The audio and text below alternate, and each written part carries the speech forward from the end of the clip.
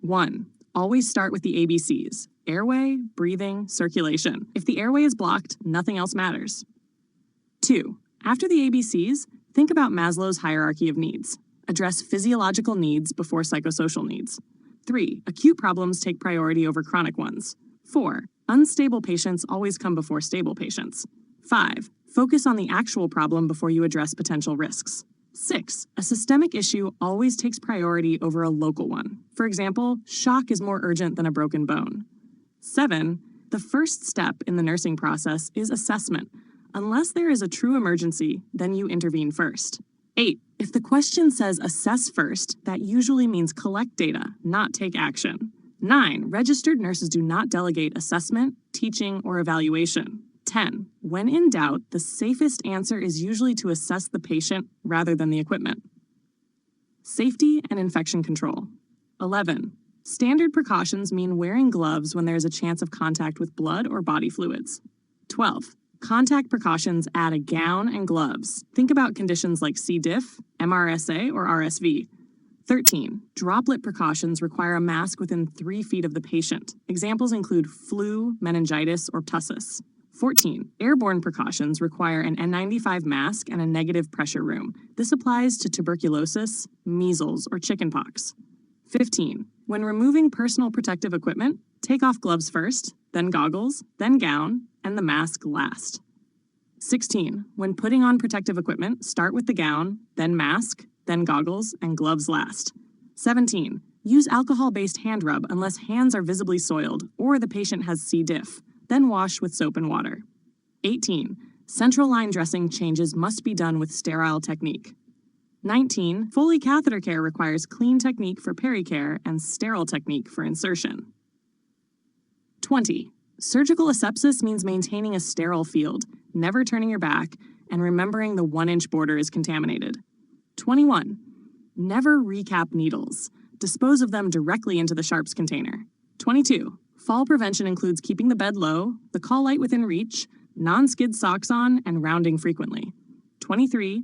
Seizure precautions include suction, oxygen, padded side rails, and turning the patient on their side during a seizure. 24. Restraints are a last resort. Check every 15 minutes, remove every 2 hours, and never tie them to bed rails. 25. Fire safety follows race. Rescue, alarm, contain, extinguish. Delegation and scope of practice. 26. Registered nurses handle assessment, teaching, evaluation, unstable patients, and intravenous medications. 27. Licensed practical nurses care for stable patients, give oral medications, perform wound care, insert Foley catheters, and reinforce teaching. 28. Unlicensed assistive personnel handle activities of daily living, vital signs, transport, hygiene, and positioning. 29. Never delegate teaching, assessment, planning, or evaluation. 30. Only delegate stable tasks with predictable outcomes. 31. New admissions are always the responsibility of the registered nurse. 32. Critical patients are the responsibility of the registered nurse. 33. Blood transfusions must be started by a registered nurse. Unlicensed personnel may obtain vital signs. 34. Sterile procedures, such as central lines or intravenous pushes, are performed by the registered nurse only. 35. Licensed practical nurses can give oral, intramuscular, or subcutaneous medications, but not intravenous pushes unless they are specially trained and permitted. Fluids, electrolytes, and acid base 36. Hypokalemia presents with muscle cramps and arrhythmias. Replace potassium, but never give it as an intravenous push. 37. Hyperkalemia shows up with peak T waves. Treat with calcium gluconate, insulin with glucose, or Kayexalate. 38. Hyponatremia causes confusion and seizures. Treat with normal saline and fluid restriction. 39. Hypernatremia causes thirst and dry mouth. Treat with hypotonic fluids and sodium restriction. 40. Hypocalcemia shows positive Schwastex and Trousseau's signs. Treat with calcium and place the patient on seizure precautions. 41. Hypercalcemia presents with stones, bones, and groans. Treat with fluids and diuretics. 42. Hypomagnesemia presents with tremors and seizures. Treat with magnesium sulfate. 43. Hypermagnesemia causes decreased reflexes and respiratory depression. Stop magnesium and give calcium gluconate. 44. Metabolic acidosis can be caused by diarrhea or diabetic ketoacidosis. Treat the cause and give bicarbonate if severe. 45. Metabolic alkalosis can result from vomiting or suctioning. Stop suction and give antiemetics. 46. Respiratory acidosis results from hypoventilation, such as in COPD or overdose. Improve ventilation. 47. Respiratory alkalosis is caused by hyperventilation, such as anxiety. Slow the breathing, sometimes using a paper bag.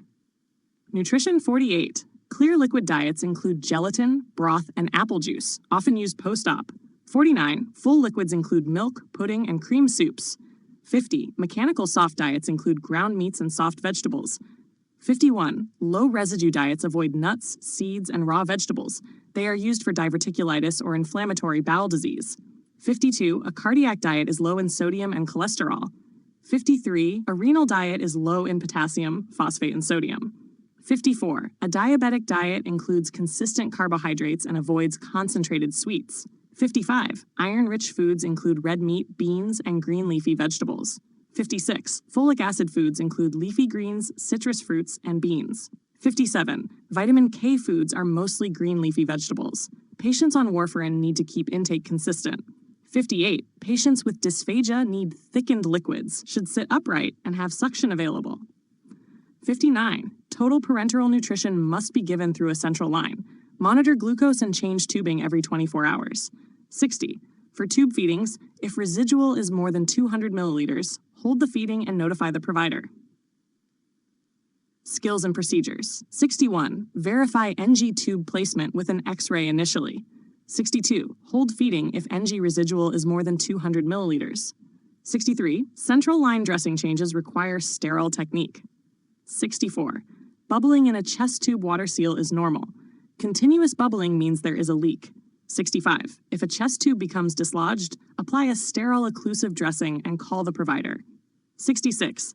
Suctioning a tracheostomy should last only 10 to 15 seconds, and the patient must be pre-oxygenated. 67. Keep the Foley catheter bag below the bladder and maintain a closed system. 68. For enemas, place the patient in the left Sims position and insert 3 to 4 inches. 69. Intramuscular injections are given at a 90-degree angle. Use the Z-track method for irritating medications. 70. Subcutaneous injections are given at a 45 to 90-degree angle, rotating sites. 71. When drawing up insulin, clear before cloudy, regular insulin before NPH. 72. Blood transfusions require an 18 to 20 gauge IV. Start within 30 minutes of receiving, and 2 registered nurses must check. 73. If a transfusion reaction occurs with fever, chills, or back pain, stop the transfusion, flush with normal saline, and notify the provider. 74. With oxygen therapy, never use petroleum jelly and avoid open flames. 75. Incentive spirometry involves inhaling slowly, holding the breath for 3 to 5 seconds, and repeating 10 times per hour. Legal and ethical. 76. Informed consent means the provider explains and the nurse witnesses the signature. 77. Emancipated minors can consent if they are married, in the military, or a parent. 78. Advanced directives include living wills and durable power of attorney, and must be followed according to patient wishes. 79. Do not resuscitate orders require provider documentation. 80. HIPAA means you never share patient information without consent. 81. Reportable conditions include abuse, gunshot wounds, and communicable diseases. 82. If a patient leaves against medical advice, explain the risks, have them sign a form, and notify the provider. 83. End-of-life care focuses on comfort, not prolonging life, and always respects patient wishes.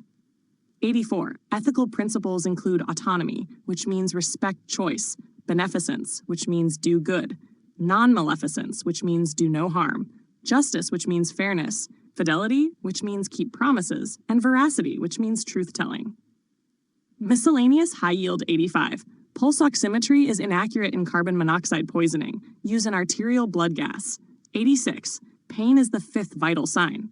87. Older adults have decreased kidney function, so medications may need adjusting. 88. Sleep hygiene includes a consistent routine and limiting caffeine.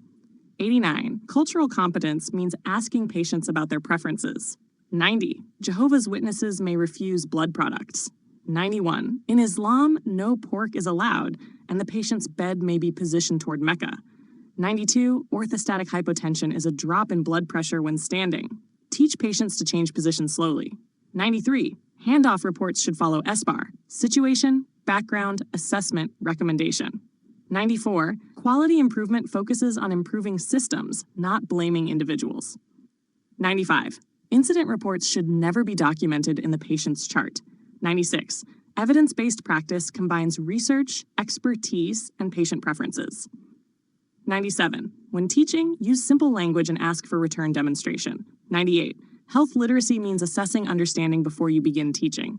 99. Stress management includes relaxation, exercise, and sleep. 100. Nurses must also care for themselves. It is essential for preventing burnout.